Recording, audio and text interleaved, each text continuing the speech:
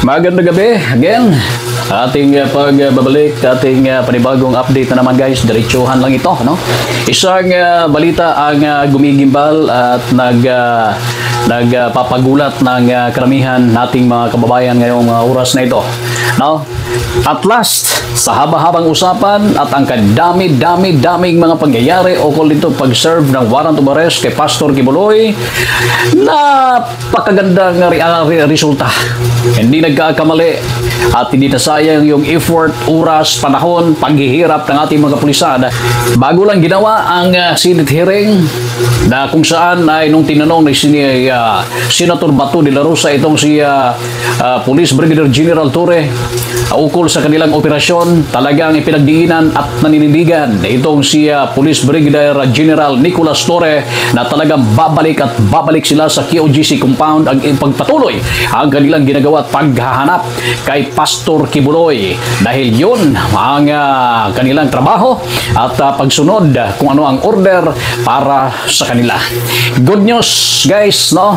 Ito ay talagang priskong-prisko ang impormasyon natin, no? Merong ginawang press briefing itong si Police Brigadier General Torre ngayon lang at ipaparating natin sa inyo yung mga impormasyon ukol dito, kaunting impormasyon based doon sa press briefing kasama yung mga matitino at butihing masisipag na mga media na nandoon sa area. I think so. I would like to think so. Na dito talaga nanggaling sa Davao dahil pinasundo ng eroplano. So, and may convoy na pinalabas sa QOGC. Ang kinikwento niyo kanina ay siya ay sinundo ng C-130 with itong...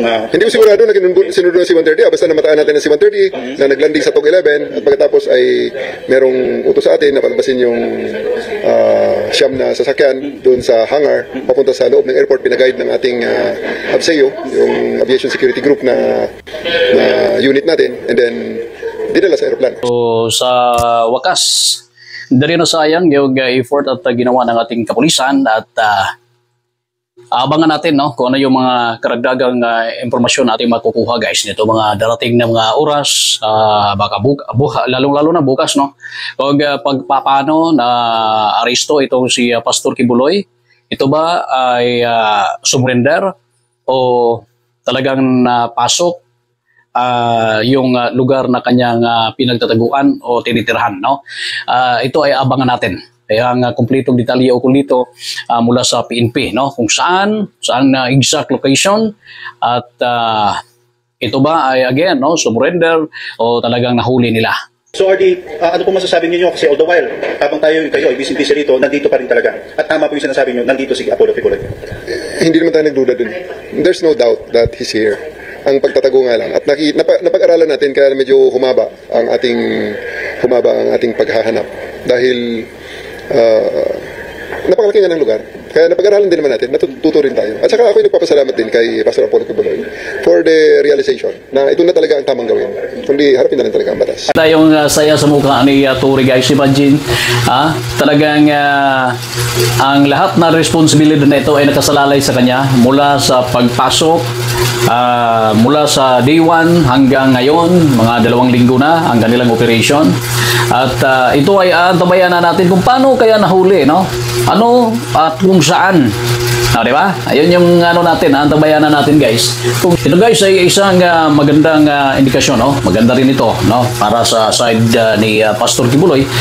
Again, sinasabi natin na para naman ay masagot niya itong mga lahat ng mga aligasyon laban sa kanya, no?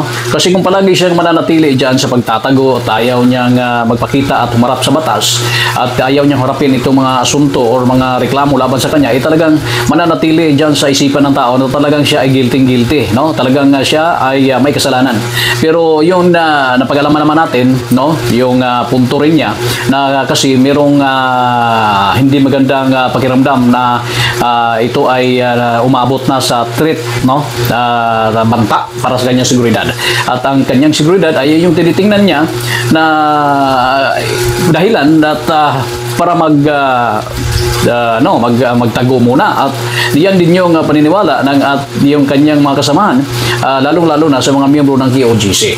So ito guys ay again, no, lagi natin sinasabi, hindi ibig sabihin na may kasalanan na si pastor, hindi ibig sabihin na guilty na siya dito, pero dahil ito ay haharapin pa niya sa batas, kaya pinaghahanap siya ng kapulisan para harapin niya yung kanyang mga dapat harapin na reklamo o kaso na para sa kanya, no? Dahil may proseso, no? Iba ang trabaho ng pulis, iba ang trabaho ng Senado, iba ang trabaho ng presidente, iba din ang trabaho ng judiciary, which is ang korte, na kung saan ay siyang magdidetermine kung ikaw ba ay may kasalanan o wala pagkatapos maipresenta yung kontrasalaysay, ebidensya at kung ano pa pagpapatibay sa bawat kaso na ito ay may katotohanan o walang katotohanan. So salamat, no, sa lahat nating mga kababayan.